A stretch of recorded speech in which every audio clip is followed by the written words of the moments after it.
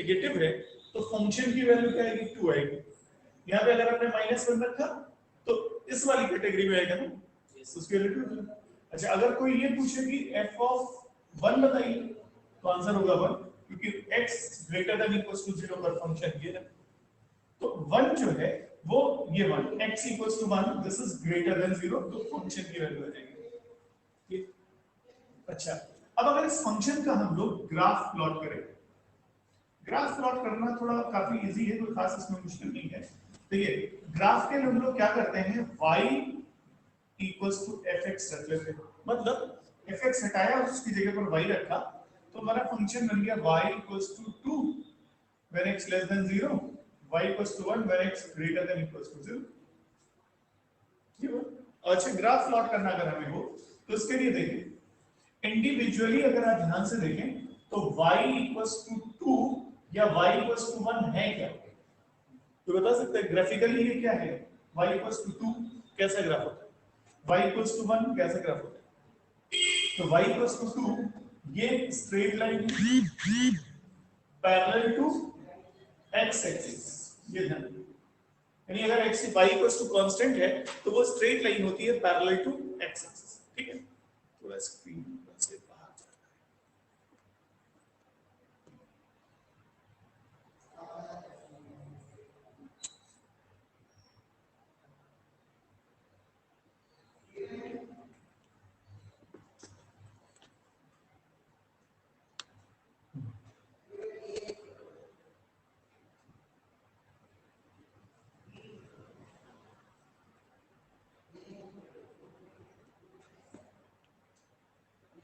देख रहे हो बेटे।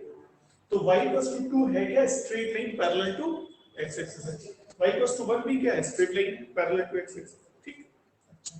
अब अगर ये straight lines parallel to x axis है तो हम यहाँ पर ग्राफ प्लॉट करने की करते हैं 0 y और x।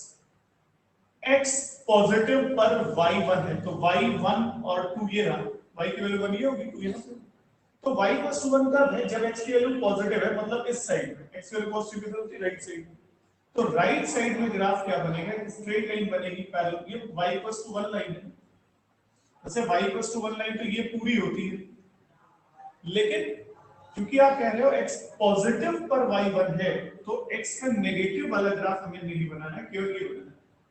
और जीरो इक्वलिटी करेंगे अगर आप तो 0 पे भी 1 ही है, मतलब 0 पे भी 1 ये डार्क रहेगा। लेकिन y इक्वल्स टू 2 कब है जब x नेगेटिव, तो y इक्वल्स टू 2 ये रहा, तो नेगेटिव x का इधर है तो ग्राफ पैरेलल लाइन इधर बनेगा यहां तक। लेकिन एक बात ध्यान रखनी है आपको, 2 पर ले जाकर के छोटा सा सर्कल बना देना। क्यों, क्योंकि इक्वलिटी यहां पर नहीं, मतलब 0 पर वैल्यू 2 नहीं है, 0 पर वैल्यू क्या है 1। तो ये ग्राफ बन गया इस फंक्शन। अब आप इस फंक्शन के ग्राफ में खास बात देखिए जरा, ग्राफ बनाना हम लोग ने जब शुरू किया यहां तक है, इसके बाद ग्राफ बनाने के लिए हमें पेन को उठाना पड़ा और फिर यहां पर आ गए, फिर इधर से हो गया। या कह सकते हैं ग्राफ में ब्रेक आ गया, ग्राफ ब्रेक दिख रहा है, सीधे सीधे ब्रेक दिख रहा है। अच्छा अब अगर ये ग्राफ ब्रेक है इसका मतलब ये जो फंक्शन है this f is not continuous. Continuity की मीनिंग वही है जो हम लोग इसकी मीनिंग से समझते हैं। कंटीन्यूअस मतलब लगातार, एकदम लगातार ग्राफ चलना चाहिए, ब्रेक नहीं आना चाहिए। अच्छा लेकिन ब्रेक से एक मिसकंसेप्शन नहीं होना चाहिए। देखिए ब्रेक का मतलब ये होता है, ब्रेक कहां नहीं होना चाहिए, फंक्शन की डोमेन में ब्रेक नहीं होना चाहिए। मतलब इस फंक्शन की डोमेन पता है क्या है, इस फंक्शन की डोमेन है पूरा रियल नंबर, क्योंकि ये फंक्शन हर जगह पर डिफाइंड है। इस फंक्शन की डोमेन क्या है r, उसमें एक पॉइंट आपको ऐसा मिला 0 जहां पर आप देख रहे हो कि ग्राफ ब्रेक हो गया है, तो ये फंक्शन कंटीन्यूअस नहीं। लेकिन ध्यान देना होगा अगर मान लीजिए ये 0 इसकी डोमेन में नहीं होता, ये पॉइंट अगर डोमेन में नहीं है तो फिर ये ग्राफ कंटीन्यूअस बोला जाएगा। क्यों, क्योंकि इसके जो डोमेन में जो भी पॉइंट है उन सब पर फंक्शन क्या है कंटीन्यूअस। तो ये तो हमने कह दिया function is continuous through out the discontinuous not continuous. लेकिन कहां पर, बेसिकली एट x = 0 पर ये फंक्शन कंटीन्यूअस नहीं है। लेकिन अगर आपसे कोई पूछे कि x इक्वल्स टू 1 पर फंक्शन कंटिन्यूअस है कि नहीं, तो x इक्वल्स टू 1 पर f is continuous, function x equals to 1 पर कंटिन्यूअस है। क्यों? क्योंकि 1 के थ्रू पास करते समय आपको पेन नहीं खाना, 1 के लेफ्ट और राइट दोनों में ग्राफ बन सकता बनाया जा सकता, कहीं ब्रेक नहीं, मतलब 1 के अबाउट ब्रेक नहीं, ब्रेक किसके अबाउट है, 0 के अबाउट, इसलिए 0 पर ये फंक्शन डिसकंटिन्यूअस है, बस इसके अलावा किसी भी पॉइंट पर ये डिसकंटिन्यूअस नहीं है, this is continuous function everywhere except 0। तो बात समझी? तो कंटिन्यूटी की जब हम बात करेंगे तो दो तरह से बात करेंगे, एक तो एट अ पॉइंट, दूसरा इन इंटरवल या डोमेन। तो जब हम एट अ पॉइंट की बात करेंगे, पहले मैं एट अ पॉइंट की बात करता हूं, तो एट अ पॉइंट का मतलब 0 पर अगर हम कंटिन्यूटी की बात कर रहे हैं और 0 इसकी डोमेन में है, तो 0 के अबाउट ग्राफ में ब्रेक नहीं होना चाहिए। अच्छा 1 पे अगर हम बात करेंगे तो 1 के थ्रू ग्राफ नहीं ब्रेक हो, तो 1 पर फंक्शन कंटिन्यूअस है, लेकिन 0 पर फंक्शन डिसकंटिन्यूअस है, कंटिन्यूअस नहीं। तो मतलब ये निकला कि जरूरी नहीं है कि कोई भी फंक्शन हर एक पॉइंट पर डिसकंटिन्यूअस हो सकता है कि वो कुछ पॉइंट पर कंटिन्यूअस हो और कुछ पॉइंट पर डिसकंटिन्यूअस हो, आपको पॉइंट्स निकालना पड़ेगा, तो यानी आपको कंटिन्यूटी चेक करनी पड़ेगी अबाउट दैट पॉइंट। तो ग्राफिकली ये समझ लीजिए, जिस पॉइंट पर कंटिन्यूटी की बात करेंगे उसके लेफ्ट और राइट में ग्राफ पर ब्रेक नहीं होना चाहिए, ग्राफ बनना चाहिए, लेफ्ट में भी और राइट में भी, और वो भी उस पॉइंट के थ्रू पास होना चाहिए। तो ये तो हो गया। लेकिन जिस पॉइंट पर हमने 0 पर जब बात की, तो लेफ्ट में ग्राफ दूसरा है और राइट में ग्राफ दूसरा, यानी ग्राफ पर ब्रेक आ गया, ग्राफ ब्रेक हो गया, फंक्शन डिसकंटिन्यूअस। तो बात समझ आ रही है? ये बताना, तो दोनों चीज लिखिएगा, that is not continuous at x equals to 0, x equals to 1 it is continuous, x equals to 1 पर ये फंक्शन कंटिन्यूअस है। इनफैक्ट हम ये भी कह सकते हैं, in fact f is continuous everywhere except x equals to 0। 0 को छोड़ करके ये हर एक पॉइंट पर कंटिन्यूअस है, बट 0 पर कंटिन्यूअस नहीं। तो ये पॉइंट यहां पर आता है रेगुलर।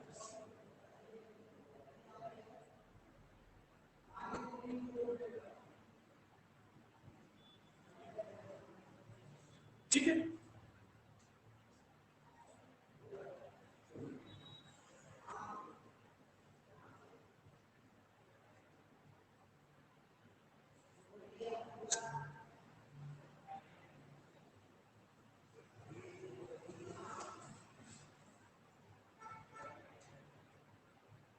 तो ये बात अच्छे से समझ आनी चाहिए सबको कि हम जिस पॉइंट के अबाउट बात करें वो पॉइंट एक तो डोमेन में होना चाहिए फंक्शन के, तभी हम उस पर कंटिन्यूटी या डिसकंटिन्यूटी डिस्कस कर सकते हैं। जो पॉइंट डोमेन में नहीं है उस पर कंटिन्यूटी डिस्कस नहीं हो सकती है, डिसकंटिन्यूटी डिस्कस नहीं हो सकती, केवल उन्हीं पॉइंट्स पर होती है जहां पर फंक्शन डिफाइंड है, यानी डोमेन। ठीक है, तो एक तो हमने ये देख लिया ग्राफिकली, दूसरा ग्राफ हम ले लेते हैं, इरेज करें, एक दूसरा ग्राफ कंसीडर करते हैं, ट्रिग्नोमेट्रिक फंक्शन पर आते हैं।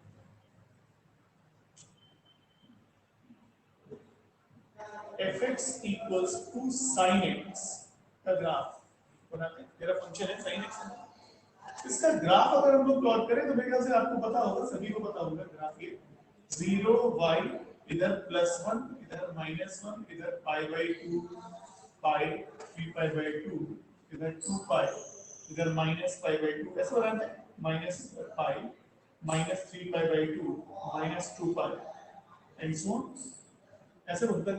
फिर π/2 पर 1, और इन दो लाइंस के बीच में बनता है ग्राफ, तो 0 पर 0, π/2 पर 1, फिर 0, फिर -1, फिर ये हमने फ्री हैंड से बनाना स्टार्ट किया, देखिए ये ना इधर आते हैं, इस साइड में आते हैं, ये ऐसे देखिए। अब हम अगर ग्राफ ऐसे बनाएंगे, देखो ऐसे लगातार ये ग्राफ बनता जा रहा है, क्या इस ग्राफ में कहीं ब्रेक होगा? आगे तो जाएगा क्या? ऐसा नहीं यहीं पे रुक जाएगा, आगे भी जाएगा। ये ग्राफ नहीं रुकेगा, नहीं आगे बढ़ेगा, ऐसा है ग्राफ। तो ग्राफ को देख के क्या लगता है फंक्शन कंटीन्यूअस? क्यों? क्योंकि डोमेन है आर, इस आर में कहीं पर भी फंक्शन में ब्रेक नहीं है। अब बनाना स्टार्ट करेंगे ग्राफ, कहीं भी ब्रेक नहीं होगा, तो function F is continuous in are. पूरे रियल नंबर में, सेट ऑफ रियल नंबर में ये फंक्शन कंटीन्यूअस है क्योंकि इस ग्राफ में कहीं भी ब्रेक नहीं है। ठीक, बात सबको समझनी है कि सिर्फ और सिर्फ डोमेन में ही हम फंक्शन की कंटिन्यूटी डिसकंटिन्यूटी चेक करेंगे। डोमेन में अगर कोई पॉइंट नहीं है तो फिर कंटिन्यूअस और डिसकंटिन्यूअस का कोई मतलब नहीं होता है। ठीक, तो ये ग्राफ दिख रहा था हमें कंटिन्यूअस है। अब हमें कोई ये बताएगा कि सपोज tan x का ग्राफ है 0, ये रहा -π/2, ये रहा π/2, 5, 3π/2, इधर -π, इधर -3π/2। हमें पता है इसके ग्राफ के लिए कि हम π/2 -π/2 ग्राफ कुछ ऐसा होता है y एक्सिस और इधर ये। इसी तरह से आप बनाना चाहें तो इस पर भी ऐसे बनेगा, ये वाला कर्व, ये वाला, और इधर ऐसे सेम सिमिलर ग्राफ यहाँ भी बनता है, ऐसे आते हैं और इधर चले जाते हैं। ये डॉटेड लाइन ग्राफ कभी इसको मीट करता नहीं। क्या कहते हैं इस ग्राफ के बारे में? क्या कहते हैं कि फंक्शन कंटीन्यूअस है कि नहीं? फंक्शन कंटीन्यूअस है। रीजन, जिन पॉइंट्स पर ब्रेक हुआ है, π/2 पर ब्रेक हुआ है, 3π/2 पर ब्रेक हुआ है, -π/2 पे ब्रेक हुआ है, -3π/2 पे ब्रेक हुआ है, वो पॉइंट इसकी डोमेन में है ही नहीं। डोमेन याद करिए, tan की डोमेन क्या होती है? r minus plus minus π/2 plus minus 3π/2 and so on. मतलब ऑड मल्टीपल्स ऑफ π/2 पर फंक्शन डिफाइंड ही नहीं, डोमेन ही नहीं है। तो डोमेन में जो पॉइंट है उन पे बात करेंगे ना। तो ये पॉइंट जब डोमेन में है ही नहीं तो कंटीन्यूटी डिसकंटीन्यूटी का कोई मतलब नहीं। डोमेन में जो पॉइंट है वो देखिए। अब जैसे मान लीजिए यहाँ π/4 होगा, अब π/4 से पास करते समय क्या ग्राफ नहीं ब्रेक हो रहा है? ये ग्राफ केवल उन पॉइंट्स पर ब्रेक हो रहा है जब फंक्शन डिफाइंड ही नहीं है, तो डोमेन में ही नहीं। इसका मतलब ये फंक्शन भी कंटीन्यूअस है क्योंकि डोमेन के हर एक पॉइंट पर फंक्शन में ग्राफ में कहीं भी ब्रेक नहीं होता है। तो बात डोमेन की होगी। तो यहां पर हम लिखेंगे कि f is continuous in its domain. अपनी डोमेन में ये फंक्शन कंटीन्यूअस है। ये बात ठीक है? तो बात समझ में आ रही है सबको? इसकी कंटिन्यूटी की जब हम बात करेंगे तो उसकी कंटिन्यूटी डोमेन में, हर फंक्शन की डोमेन में ही बात करेंगे, डोमेन के बाहर कंटिन्यूटी की बात नहीं की जाएगी। तो ये है डोमेन में ये फंक्शन अपनी डोमेन में कंटीन्यूअस फंक्शन जो कंटीन्यूअस नहीं है। तो इस तरह से हमें ये बात समझ आ रही होगी। ग्राफिकली हम लोग पहचान सकते हैं कि फंक्शन कंटीन्यूअस है या नहीं है, प्रोवाइडेड हमें इसकी डोमेन पता हो। डोमेन का पता होना बहुत जरूरी है। लेकिन ये तो बात हो गई ग्राफिकली, लेकिन हम हर क्वेश्चन में पॉसिबल नहीं है कि हम ग्राफ प्लॉट करें और फिर पता लगाएं कि फंक्शन कंटीन्यूअस है कि नहीं। तो without graph how to check a function, given function is continuous but without graph. Graph के बिना फंक्शन को कंटीन्यूअस कैसे चेक करेंगे? और यही मेन पॉइंट, इसी पर क्वेश्चंस बेस्ड होते हैं। बोर्ड के क्वेश्चंस देखें तो ऑब्जेक्टिव क्वेश्चन है वो आप ग्राफ से करेंगे तो ज्यादा अच्छा रहता है, लेकिन अगर सब्जेक्टिव क्वेश्चन है तो आप ग्राफ सपोर्ट में यूज करें, पर बेटर होगा कि इसको प्रूव करें तरीके से, जैसे कि अभी हम लोग इसको पढ़ने जाएंगे। ठीक है? तो 10 का ग्राफ अब हम आगे बढ़ते हैं और देखते हैं mathematically how to prove the given function is continuous. तो कंटिन्यूटी एट अ पॉइंट हम लोग पहले डिस्कस करेंगे किसी पॉइंट पर फंक्शन की कंटिन्यूटी क्या होगी। तो late y equals to f(x) be a function, y be a function, then f is said to be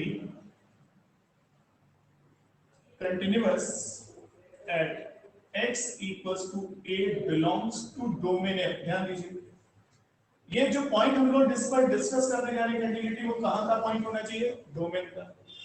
function की डोमेन में होना चाहिए। तो f is said to be continuous at x equals to a belongs to domain f if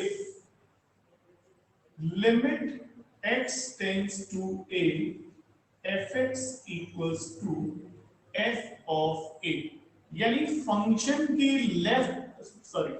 limit exist करनी चाहिए, पहली बात तो ये, और जो लिमिट है वही फंक्शन की a पर भी वैल्यू होनी चाहिए। और आपने पढ़ रखा है क्लास 11 में कि limit x tends to a fx का मतलब होता है LHL equals to RHL। Left hand limit और राइट हैंड लिमिट जब इक्वल होती है तभी तो लिमिट एग्जिस्ट करती है। तो LHL equals to RHL equals to f of a होना चाहिए। और LHL को क्या लिखा जाता है? Limit x tends to a minus fx, याद है? और RHL क्या लिखा जाता है? x tends to a plus fx equals to f of a। अब हमारा जो इक्वेशन होगा वो यही होगा, यानी अगर हमें फंक्शन को चेक करना है कि फंक्शन कंटीन्यूअस है किसी पर्टिकुलर पॉइंट पर, तो हमें क्या करना होगा? उस पॉइंट पर लेफ्ट हैंड लिमिट निकालनी होगी, उस पॉइंट पर राइट हैंड लिमिट निकालनी होगी। पहली चीज दोनों इक्वल होनी चाहिए। अगर इक्वल आ रहे हैं तो फंक्शन की वैल्यू a पर चेक करनी होगी। तीनों अगर इक्वल है तो फंक्शन कंटीन्यूअस है, अगर इनमें से कोई भी अनइक्वल हो जाता है तो फंक्शन कंटीन्यूअस।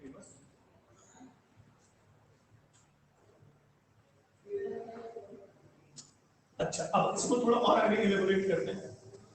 आपको याद है इसको कैसे इवेलुएट करते हैं? Limit h tends to 0 f of a minus h ये वाला है। इसको क्या करते हैं? Limit h tends to 0 x के प्लेस पर h f of a plus h that is equals to f of a। ये इक्वेशन में याद रहना चाहिए। अब अगर हम इसको सॉल्व कर लें, इसको सॉल्व कर लें और इसको सॉल्व कर लें, तीनों अगर इक्वल आता है तो फंक्शन कंटीन्यूअस होगा, फंक्शन कंटीन्यूअस नहीं होगा। तो फंक्शन के कंटीन्यूअस होने के लिए उस पॉइंट पर पहली बात तो लिमिट एग्जिस्ट करनी चाहिए। लिमिट के एग्जिस्ट करने का मतलब LHL इक्वल्स टू RHL होना चाहिए। फिर जो लिमिटिंग वैल्यू है वही फंक्शन की भी एग्जैक्ट वैल्यू होनी चाहिए। लिमिटिंग वैल्यू आपने स्टडी कर रखी है क्लास 11 में कि लिमिटिंग वैल्यू क्या होती है, लिमिट कैसे एग्जिस्ट करती है, कब नहीं करती है और कैसे निकाला जाता है। ये सारी चीजें हम लोग ऑलरेडी डिस्कस कर चुके हैं क्लास 11 में। अब अगर जिसको भी इसमें प्रॉब्लम होगी वो हम क्लास 11 का, अच्छा वॉइस क्लियर नहीं, अभी वॉइस आ रही है बेटा? कैमरा नहीं लगाया था, अरे माइक नहीं लगाया था। अब वॉइस क्लियर आ रही है? ठीक है, फिर से बता देते हैं, जरा ध्यान से देखिएगा। देखिए, फंक्शन को हम लोग let y equals to fx be a function, then f is said to be continuous at x equals to a belongs to domain f if limit x tends to a fx equals to f of a, यानी function की limit exist करनी चाहिए और वो limit function की value भी होनी चाहिए, दोनों इक्वल होना चाहिए। और LH का मतलब, और लिमिट एग्जिस्ट करने का मतलब होता है LHL इक्वल्स टू RHL। तो लेफ्ट हैंड लिमिट ऐसे लिखी जाती है, राइट हैंड लिमिट ये है equals to f of a। फिर आप क्या करते थे? x को हटा के h से रिप्लेस करते थे। ध्यान रखने वाली बात ये है कि h जो है वो पॉजिटिव रियल नंबर है, वेरी स्मॉल है लेकिन पॉजिटिव है, ये नेगेटिव में कंफ्यूजन नहीं है। ये h क्या है? Positive real number, very very small है, इन्फिनिटी से स्मॉल होता है but positive, very very small but positive real है। तो ये h पॉजिटिव होता है। और फिर क्या करते हैं? h tends to 0 a minus h a plus h यहां पर, और f ऑफ a तो ऑलरेडी ऐसे थे। तो इस तरह से अगर हमें ये मिल जाता है तो हम कहेंगे फंक्शन कंटीन्यूअस है, और नहीं तो फंक्शन कंटीन्यूअस नहीं होगा। तो लेफ्ट हैंड लिमिट और राइट हैंड लिमिट का इक्वल होना जरूरी है। अच्छा, अब इससे हमें एक पॉइंट और मिल रहा है कि जो फंक्शन की डिसकंटिन्यूटी होगी वो बेसिकली आप देखें तो दो तरह से हमें डिसकंटिन्यूटी मिल सकती है। पहली डिसकंटिन्यूटी क्या है कि हो सकता है LHL और RHL ही इक्वल ना है, मतलब लिमिट ही एग्जिस्ट नहीं कर रही, तो कंटिन्यूटी का तो सवाल ही नहीं पैदा होता।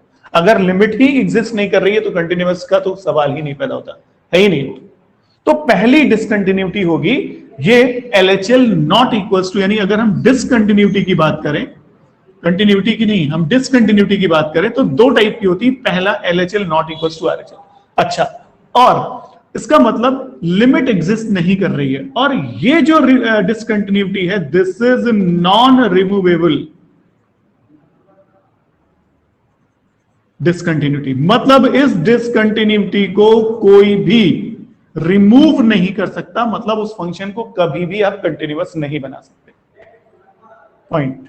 अगर लिमिट ही एग्जिस्ट नहीं कर रही है तो फंक्शन को कंटिन्यूअस कभी भी बनाया नहीं जा सकता। लेकिन अगर लिमिट एग्जिस्ट कर गई LHL इक्वल्स टू RHL, तो हो सकता है कि फंक्शन की वैल्यू के इक्वल ना आए। ऐसा भी तो हो सकता है कि ये दोनों ही तो इक्वल हो गए, ये इक्वल नहीं है। उस केस में ये रिमूवेबल, इसको आप रिमूव करके कंटिन्यूअस बना सकते हैं। कैसे? देखिए, इस फंक्शन, इस तरह की डिसकंटिन्यूटी को हम रिमूव कर सकते हैं, इसको कंटिन्यूअस बना सकते हैं। हाउ? कुछ गेस कर पा रहे हैं आप? क्या करें? देखिए, जो लेफ्ट और राइट लिमिट है वही फंक्शन की वैल्यू भी ले लें। अगर हम यही वैल्यू ले लें फंक्शन की, तो फंक्शन क्या बन जाएगा? कंटिन्यूअस बन जाएगा। बात समझ में आ रही है? यानी फंक्शन की वैल्यू वही होनी चाहिए जो LHL या RHL आ रहा है, दोनों इक्वल आ रहा है, तो फंक्शन कंटिन्यूअस बन जाएगा। ठीक है? तो ये पॉइंट आप नोट कर सकते हैं कि डिसकंटिन्यूटी कितने टाइप की आपको यहां पर पढ़नी है अभी इस लेवल पे। वो ये है, दो टाइप है। पहला LHL और RHL ही इक्वल नहीं है, जिसको आप रिमूव नहीं कर पाएंगे, नॉन रिमूवेबल है। और दूसरा है, इसमें LHL RHL तो इक्वल होता है, बट फंक्शन की वैल्यू इक्वल नहीं आती है, जिसको आप रिमूव कर सकते हैं, और रिमूव कर सकते हैं और कंटिन्यूअस बना सकते हैं। तो अभी हम डिस्कस करते हैं, कुछ एग्जांपल्स कंसीडर करेंगे और फिर देखते हैं कि फंक्शन कंटिन्यूअस और डिसकंटिन्यूअस हम कैसे प्रूव करते हैं। ठीक है? चलिए, अब एक क्वेश्चन यहां पर ले रहे हैं, एग्जाम्पल। एग्जाम्पल है fx equals to mod x at x equals to 0। यानी हमारा फंक्शन, सबसे सिंपल फंक्शन मॉड फंक्शन पहले लेके चलते हैं, और हमें यह देखना है कि ये फंक्शन 0 पर कंटिन्यूअस है कि नहीं। पॉइंट भी गिवन, पॉइंट हमें गिवन। अच्छा, पहले कंफर्म हो जाइए 0 पर गिवन है, तो 0 तो डोमेन में है, डोमेन इसकी R होती है, रियल नंबर। डोमेन के बारे में आइडिया होना चाहिए। तो डोमेन इसकी R है। अगर डोमेन आपने नहीं पढ़ा है तो आप पुराना वीडियो देखिएगा जाकर के, जहां पर हमने 1 1 on 2 बताया है, वहां पे डोमेन निकालना बताया है। ठीक है? उसको आप देख लीजिएगा, तो अगर कहीं कोई डाउट होगा तो समझ आ जाएगी। तो बात ये है, हालांकि इसमें आपको सोचना नहीं है कि डोमेन में है या नहीं, क्योंकि जो पॉइंट दिया होगा डोमेन में तो होगा ही होगा, तभी आपसे डिसकंटिन्यूटी यहां पे चेक करना है। अच्छा, 0 पॉइंट पर हमें चेक करना है, तो अब कैसे करेंगे? देखिए, ग्राफ पर अगर आप ध्यान दीजिए, सबको पता है ग्राफ, मॉड एक्स का ग्राफ यही होता है ना, वी शेप्ड। ये देखिए, यही तो है ग्राफ, पहचान रहे हैं इसको? This is y equals to mod x graph है। तो ग्राफ देख के तो आपने बता दिया भाई, 0 के लेफ्ट राइट में कहीं कोई ब्रेक नहीं है, सीधा ग्राफ बन गया, मतलब कंटिन्यूअस है। तो ऑब्जेक्टिव है, तब तो हम बता देंगे हमने कि तुरंत हाँ कि फंक्शन कंटिन्यूअस है। अब इसको हम थ्योरेटिकली जो हमने बताया कैसे चेक करेंगे, तो देखिए, first of all we will calculate LHL। तो किस पॉइंट पर बात कर रहे हैं हम लोग? 0 ना, x इक्वल्स टू 0, तो a के प्लेस पर क्या आ गया? 0। तो लेफ्ट हैंड लिमिट में क्या लगाएंगे? 0 माइनस f ऑफ x लिखा हमने। अब नेक्स्ट स्टेप बताइए, लिमिट h टेंड्स टू 0 लिखते हैं, इससे रिप्लेस किया, f ऑफ क्या लिखा जाएगा? 0 minus h, a minus h लिखा जाता है। अगर यहां पर a है तो a माइनस h होगा, 0 है तो 0 माइनस h होगा, 2 है तो 2 माइनस h होगा, -2 है तो -2 माइनस h होगा, जो दिया उसी को माइनस h कर दीजिए। अच्छा, अब हम क्या करेंगे? अब हम चलेंगे फंक्शन पर। तो देखिए, अगर यहां पर जो भी x है वही तो मॉड में जा रहा है। अगर यहां -2 रखेंगे तो यहां क्या आएगा? मॉड -2। तो अगर x के प्लेस पर 0 माइनस h आता है तो क्या आएगा? मॉड 0 माइनस, क्या गया? अच्छा, अब हम डायरेक्ट सब्स्टिट्यूशन कर देते हैं, h के प्लेस पर 0, दैट इज 0। याद है आपको? ये डायरेक्ट सब्स्टिट्यूशन कब करते हैं? जब फंक्शन 0/0 फॉर्म का ना हो। तो यहां 0/0 फॉर्म का तो कोई सवाल नहीं है ना, क्योंकि डिनोमिनेटर तो 1 है ना इसका। ये मॉड एक्स का डिनोमिनेटर क्या है? 1, कभी 0 हो ही नहीं सकता। तो ध्यान रखना होता है कि h की वैल्यू हमें डायरेक्ट सब्स्टिट्यूट करनी पड़ती है अगर 0/0 फॉर्म नहीं है तो फिर फॉर्मूला वगैरह यूज करते हैं, 0/0 को हटाते हैं, भी आगे आएगा, डिस्कस करेंगे। तो आपका पूरा क्लास 11 का लिमिट रिवाइज होगा यहाँ पे, क्योंकि लिमिट की एग्जिस्टेंस तो अल्टीमेटली निकालनी है, फिर फंक्शन की वैल्यू की बात करेंगे। तो ये हो गया। अच्छा, अब इस पर हम चलते हैं और RHL फाइंड करते हैं। तो कुछ खास नहीं है, अगर आपने LHL निकालना सीख लिया है तो RHL में सिंपली जहां माइनस है वहां प्लस कर दिया। अब देखिए एक तरह से कॉपी करना हुआ, h tends to 0, f of 0 plus h। जहां जहां आपने लेफ्ट से लिमिट में माइनस रखा था वहां प्लस कर दीजिए। और अब आप बताइए 0 प्लस 0 भी तो 0 ही आता है, आ गया ना। सिंपली लेफ्ट हैंड लिमिट और राइट हैंड लिमिट दोनों क्या है, इक्वल है। बट व्हाट अबाउट फंक्शन की वैल्यू एट 0, f ऑफ 0। तो क्या करिए, सीधे यहां 0 रखिए, तो क्या आएगा, mod 0 इज ऑल्सो। इसका मतलब clearly LHL equals to RHL, या नीचे लिखते हैं clearly LHL equals to RHL equals to f of 0, therefore f is continuous at x equals to 0, there is no doubt function continuous है। तो इस तरह से हमें कैलकुलेशंस करनी होगी और बताना होगा लेफ्ट हैंड लिमिट और राइट हैंड लिमिट कैलकुलेट करके, और फिर फंक्शन की वैल्यू निकालनी होगी। ठीक है, तो ये है एक फंक्शन जो सिंपलेस्ट फंक्शन हम कह सकते हैं मैथमेटिकली। ये बहुत ही सिंपल सा फंक्शन है मॉड, और ये कंटिन्यूअस होता है, हर एक पॉइंट पर कंटिन्यूअस होता है, there is no doubt, graph से भी क्लियर। तो mod functions are continuous functions, except कोई और उनके साथ फंक्शन कंपोजिशन में ना हो बस। ठीक है, तो ये फंक्शन हमेशा क्या होगा, कंटिन्यूअस होगा मॉड का। तो अब आप समझ के करिएगा। देखिए अब आपके सामने एग्जांपल्स क्या क्या हैं, ये आप लिख सकते हैं, चाहे तो कॉपी पर नोट करिए। आप इस फंक्शन की कंटिन्यूटी चेक करिएगा 1 पर, fx equals to mod x plus 2 की कंटिन्यूटी x इक्वल्स टू -2 पर। ऐसे 2 क्वेश्चन 3 क्वेश्चन और कर लीजिए, ये बिल्कुल सिमिलर तरीके से होगा। ये 1 पर करना है, ये 2 पर, -2 पर करना है। ठीक है, करके बताइएगा, नहीं आएगा तो फिर डिस्कस करेंगे। ठीक है, एग्जैक्टली इसी तरह से करके देखिएगा। थोड़ा सा चेंज है बस, बाकी कोई खास चेंज नहीं है इसमें, बट आप कर लेंगे अगर आप ट्राई करेंगे तो। इसलिए खुद से प्रैक्टिस करना की आदत डालिए और अपनी मैथमेटिक्स में प्रैक्टिस बढ़ाइए। अब आपको मैथ्स में प्रैक्टिस बढ़ानी है और कोशिश करनी है कि मैक्सिमम चीजें, मैक्सिमम क्वेश्चन सॉल्व किए जाएं। आपको जो क्लास में करा रहे हैं वो तो करने ही करने हैं, साथ में और भी क्वेश्चन जो बुक्स के हैं, RD शर्मा वगैरह है, क्योंकि अब कैलकुलस में मैंने आपको बताया RD शर्मा से हम लोग करेंगे, क्योंकि सफिशिएंट बहुत नहीं है इसमें, प्रैक्टिस के लिए बहुत ज्यादा नहीं दिया है NCERT में। तो हम लोग फिर पहले NCERT सॉल्व करेंगे, उसके बाद फिर RD शर्मा के क्वेश्चन भी करेंगे, क्योंकि आते हैं क्वेश्चन। ठीक है, तो एक फंक्शन हमने ये ले लिया, अब ये एग्जाम्पल में NCERT में है।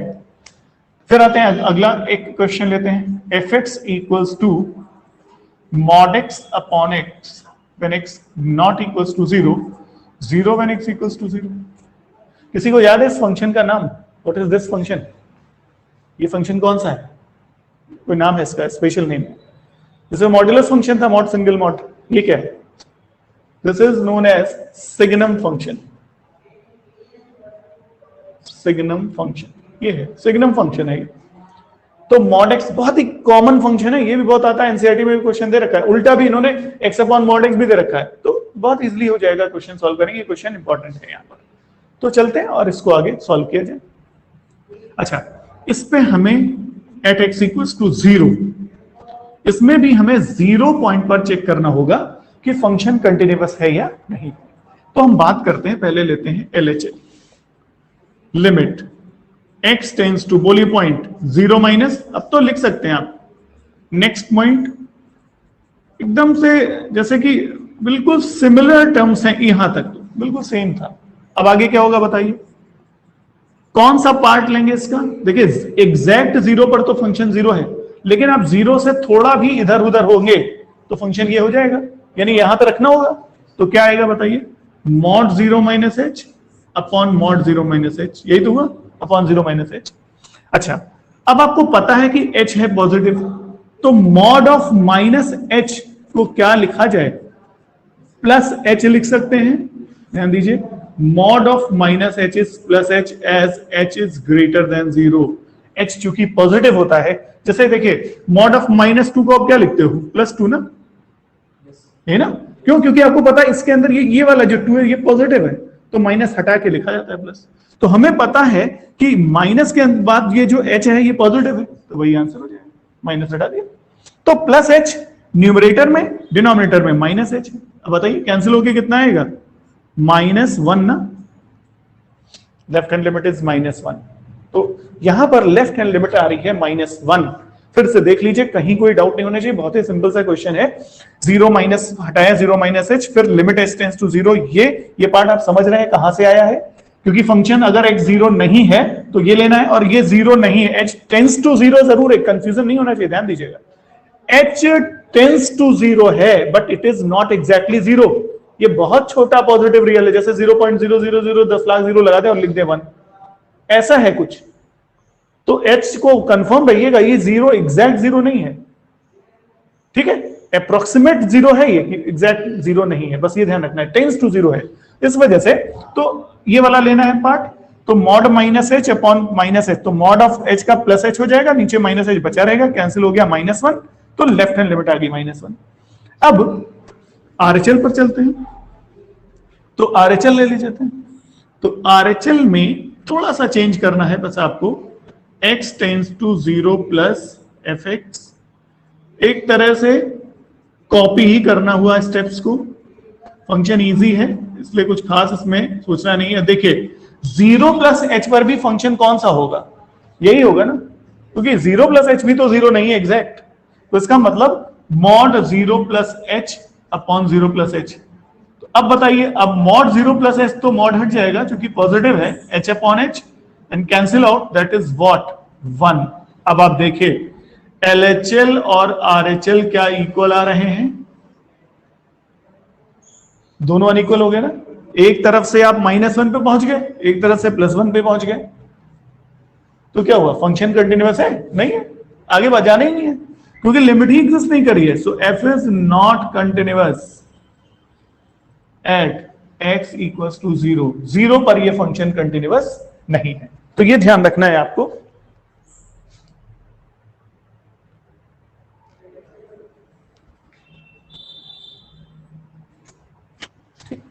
तो ये बात सब लोग समझ गए हैं, आगे बढ़ा जाए। अच्छा, अब इस पर आप प्रैक्टिस क्या करिएगा, 2 क्वेश्चन यहां लिख सकते हैं, सेम सिमिलर टाइप के question. Example first, fx equals to mod x minus 1 upon x minus 1, x not equals to 1, 0 when x equals to 1। इसकी कंटिन्यूटी चेक करिएगा, ठीक है। दूसरा लिख सकते हैं आप fx equals to x upon mod x कर लीजिए, x not equals to 0, 0 when x equals to 0। इनकी प्रैक्टिस कर लीजिए, 2 ऐसे क्वेश्चन सिमिलर टाइप से होगा क्वेश्चन, ठीक है।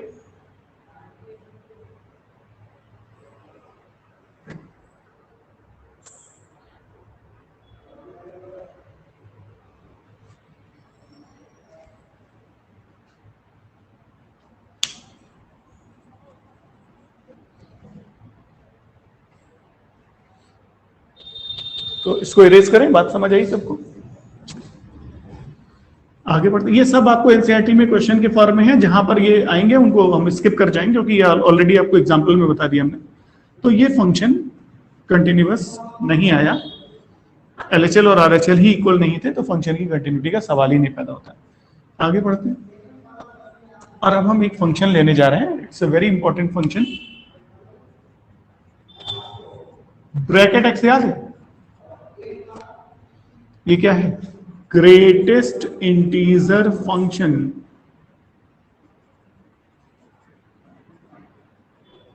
अब हम ग्रेटेस्ट इंटीजर फंक्शन की कंटिन्यूटी पर डिस्कशन करेंगे।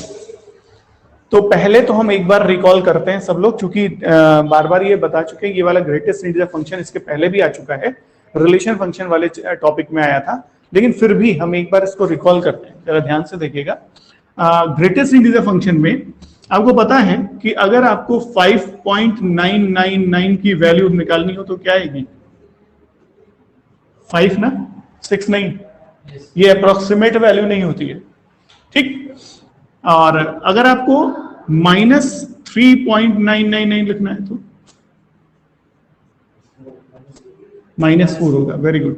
देखिए बेसिकली क्या होता है, नंबर लाइन पर अगर इसको डिस्कस करें 0 1 2 3 4 5 ऐसे 6 मान लेते हैं, इधर है -1 -2 -3 -4।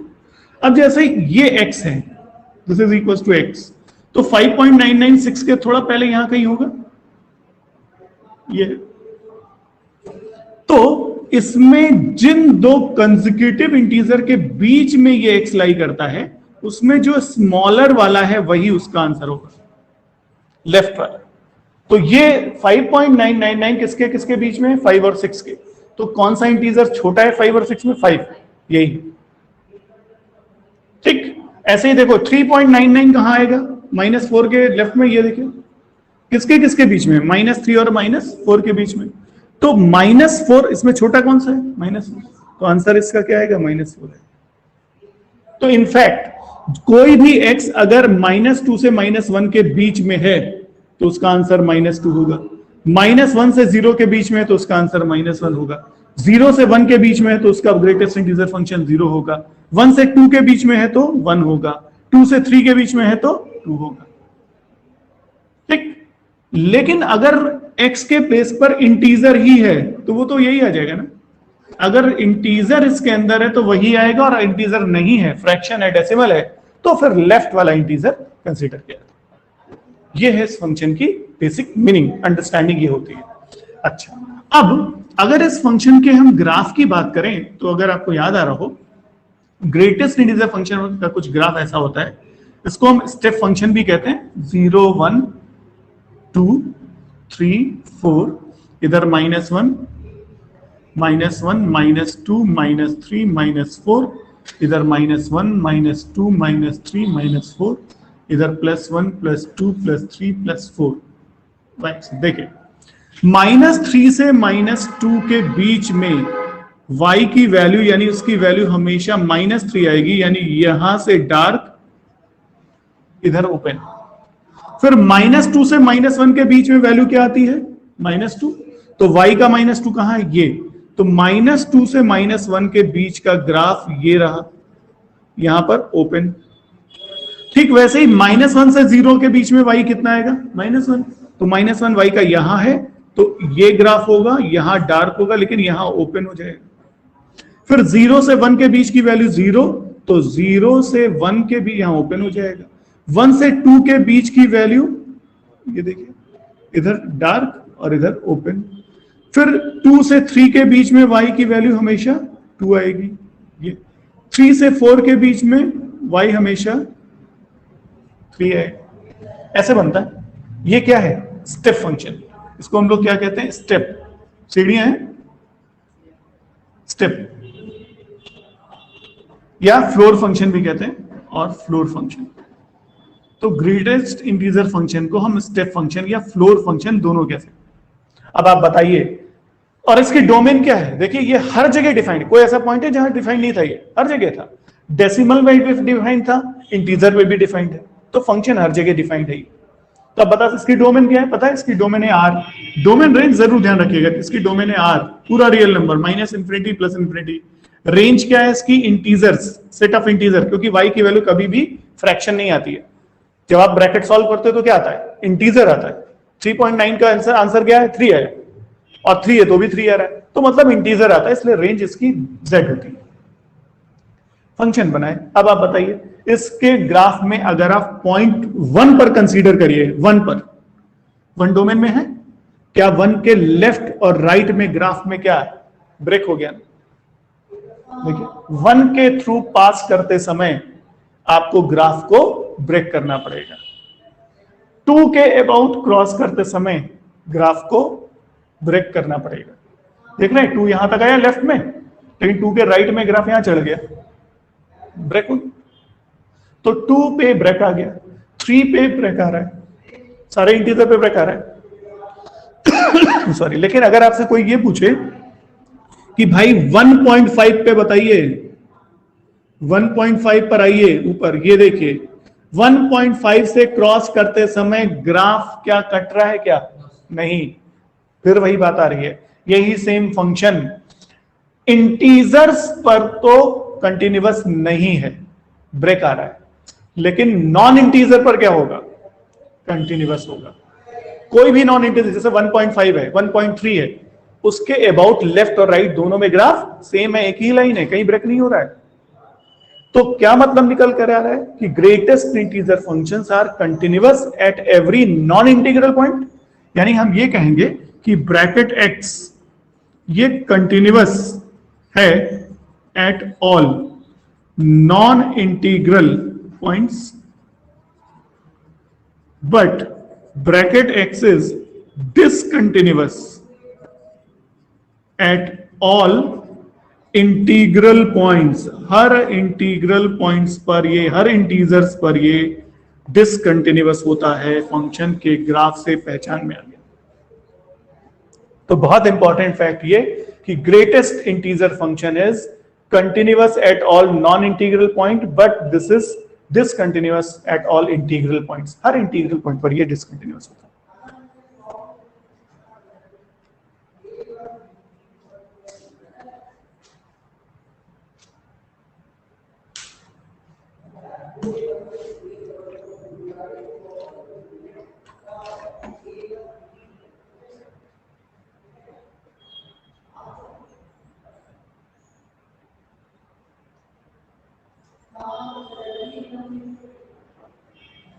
तो बेटा अच्छे से सब लोग समझ गए ना? अब क्वेश्चन कैसे एग्जामिनेशन में आएगा वो हम जरा देखते हैं, डिस्कस करते हैं हम लोग कैसे हम लोग विदाउट ग्राफ, ग्राफ बना लिया था ना, विदाउट ग्राफ हम कैसे, अगर आप कुछ मिस भी होता है या नहीं लिख पाते तो वीडियो आपके पास रहेगा, ऐप में है, उसमें रिकॉर्डिंग वाले सेक्शन में आपको मिल ही जाएगा। ठीक है, तो अब हम बात करते हैं कि फंक्शन इससे रिलेटेड क्वेश्चन आते कैसे, ब्रैकेट फंक्शन से, ग्रेटेस्ट इंटीजर फंक्शन के। तो देखिए एक क्वेश्चन यहां पे लेके चलते हैं। एग्जाम्पल है fx equals to bracket x और discuss the continuity at x equals to 3। एक फंक्शन है, ग्रेटेस्ट इंटीजर फंक्शन है, इसकी हमें कंटिन्यूटी चेक करनी है 3 पर। और आपने देखा वैसा तो 3 एक ऐसा पॉइंट है इंटीजर, तो आप तुरंत क्या बोलेंगे? डिसकंटिन्यूअस। माने अगर ऑब्जेक्टिव हो तो तुरंत कह दीजिए इंटीजर पॉइंट है। अगर 2.3 होता तो कंटिन्यूअस, इससे तुरंत बताइए, ऑब्जेक्टिव से तुरंत बता दीजिए। लेकिन अब इसको हमें सॉल्व करना है, और कैसे हम थ्योरेटिकली सॉल्व करते हैं इसको देखिए। तो हम पॉइंट 3 पर क्या क्या लेना होगा, LHL की बात करें तो बोलिए लिमिट x टेंस टू 3 - 1। तो what is the next step? h tends to 0। Very good, 3 - h हुआ सिंपल, जो भी a - h 3 - h। अच्छा, अब आते हैं, आगे बढ़ते हैं। देखिए fx क्या कर रहा है, ब्रैकेट लगा दे रहा है x पर, बॉक्स ब्रैकेट। तो x के प्लेस पर अब क्या है? 3 - h। तो फंक्शन क्या करेगा? 3 - h पर बॉक्स लगा देगा। अब यहां रुकिएगा, एक मिसकंसेप्शन दिमाग में आता है कि क्यों ना हम यहाँ पे h0 रख दें। अगर आप यहाँ पे h0 रख दोगे तो आ जाएगा ब्रैकेट 3, इसकी वैल्यू आ जाएगी 3। लेकिन आप यहाँ पर h0 नहीं रख सकते। रीजन क्या है? ये जो फंक्शन है ग्रेटेस्ट इंटीजर फंक्शन, ये बहुत ही डेलिकेट टाइप का फंक्शन है। डेलिकेट टाइप का फंक्शन का मतलब ये है 3 के लेफ्ट, थोड़ा सा भी लेफ्ट जाएंगे चेंज हो जाएगा, राइट जाएंगे चेंज हो जाएगा। उन फंक्शंस में हम 0 रख लेते हैं जहां पर हमें पता है कि h उसके अबाउट थोड़ा बहुत इधर उधर होते हुए फंक्शन की वैल्यू पे कोई फर्क नहीं पड़ने वाला। लेकिन यहां पर हम 0 नहीं रखेंगे, h की वैल्यू डायरेक्टली 0, क्योंकि h टेंस टू 0 है, एग्जैक्ट 0 नहीं है। तो हमें पता है कि यहां पर फर्क पड़ेगा, थोड़ा बहुत भी डिफरेंस होता है। तो अब आप ध्यान से देखिए इसकी वैल्यू हम कैसे कैलकुलेट करेंगे। तो नंबर लाइन पर आइए। अच्छा, अब आप बताएंगे 3 - h किन दो कंसेक्यूटिव इंटीजर्स के बीच में जाएगा?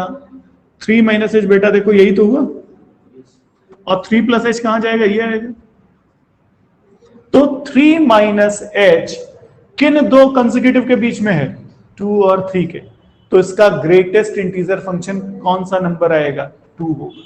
इसका मतलब अभी लिमिट नहीं हटानी है, h टेंस टू 0, इसकी वैल्यू क्या लिख देनी है, 2।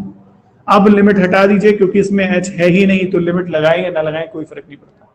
तो इसका मतलब ग्रेटेस्ट इंटीजर फंक्शन की 3 पर लेफ्ट हैंड लिमिट कितनी आ रही है, 2।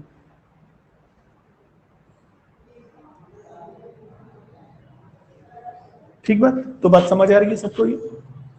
अब आप लोग जरा ट्राई करिए by see yourself, right hand limit. ठीक है, इतने स्टेप तो कॉपी करके यहां तक पहुंच ही जाएंगे, फिर सोचा जाएगा, पहले यहां तक पहुंचिए, बस खाली जहां जहां माइनस है वहां पे प्लस आएगा, तो आप इसको इजीली सॉल्व कर सकते हैं। तो जरा आरएचएल करिए 3। देखिए अब हम तो यही चेंज कर ले रहे हैं, आप फिर से करेंगे फ्रेश, 3 प्लस 3 प्लस 3 प्लस। अब बताइए 3 प्लस एच को ढूंढिए कहां है, 3 और 4 के बीच में निकल गया, इसके लेफ्ट का कौन सा इंटीजर अब है, 3। So what is the value of bracket 3 plus H, that is definitely 3। और अगर ये 3 है तो लेफ्ट हैंड से राइट हैंड लिमिट आ गई 3। तो क्या LHL और RHL इक्वल आ रहे हैं, नहीं, f is discontinuous at x equals to 3। 3 पर फंक्शन डिसकंटिन्यूअस निकल के आ गया।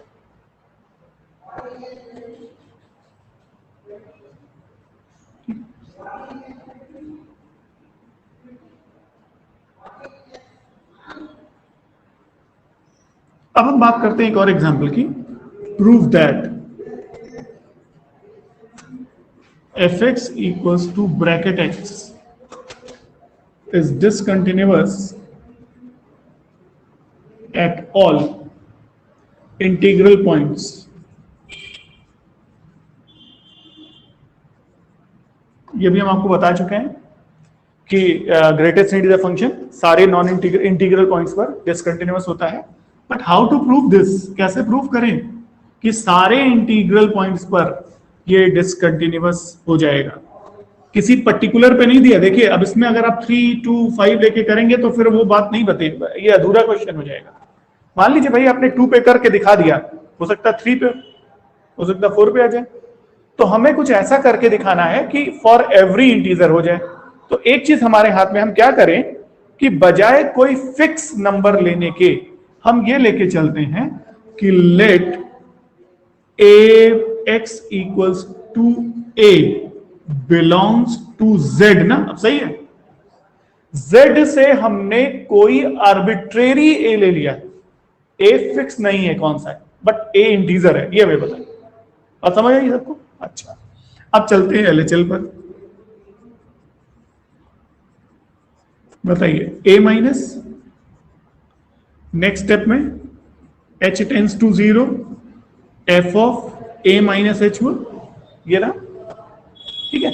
अच्छा अब आप बताइए a माइनस h जो आ रहा है इसको हटाए, h tends to 0 bracket a minus h। अच्छा 3 माइनस h था तो हमें पता चल गया था कि वो 2 और 3 के बीच में है। अब a माइनस h कहां है, तो देखिए हम क्या करेंगे, एक रियल लाइन जरूर बना लेते हैं, बट हमें एग्जैक्ट नहीं पता a कहां है, बट मान लेते हैं यहां है। तो a के ठीक पहले कौन सा इंटीजर होगा, a माइनस 1, a के ठीक बाद कौन सा पड़ेगा, ये तो कंफर्म है। अब जैसे a2 है तो ये 1 हो जाएगा, ये 3 हो जाएगा। अगर यहाँ पे 4 रख दें तो ये 3 हो जाएगा, ये 5 हो जाएगा, ऑब्वियसली बात है, ठीक है। अच्छा तो अब आप बताएंगे a माइनस h a के लेफ्ट में और a प्लस h a के राइट में। अब बोलिए बताइए a माइनस h की ब्रैकेट फंक्शन कौन सी वैल्यू होगी, a माइनस 1 ना। देखिए a माइनस 1 और a के बीच में है ना ये, तो लेफ्ट में कौन है, a माइनस 1, यानी this is limit h tends to 0 a minus 1। चूंकि इसमें h नहीं है तो function a minus h, a minus 1 left hand limit मिल जाएगी। तो RHL बोलिए a और a प्लस 1 के बीच आएगा ना, तो क्या आएगा a। तो क्या a और a माइनस 1 कभी इक्वल हो सकते हैं, सवाल ही नहीं पैदा होता इंटीजर। तो प्रूव हो जाए फंक्शन कंटिन्यूअस नहीं है, पर मतलब कहीं पर भी नहीं है इंटीजर। तो फिक्स पॉइंट नहीं लेना है, a लेके चलना है। आप इसको RHL में बदलिएगा, यहाँ प्लस, इसको छोड़ेंगे पार्ट, यहाँ प्लस, यहाँ प्लस, यहाँ प्लस, यहाँ पर a आ जाएगा, a माइनस 1 ना होकर के a आ जाएगा। तो a minus one not equal to a, आप RHL कर लीजिए खुद से, डेफिनेट राइट अनलिमिटेड। ठीक है बेटा, तो बात समझ आ रही है सबको ये? तो क्लास यहीं तक की जाए।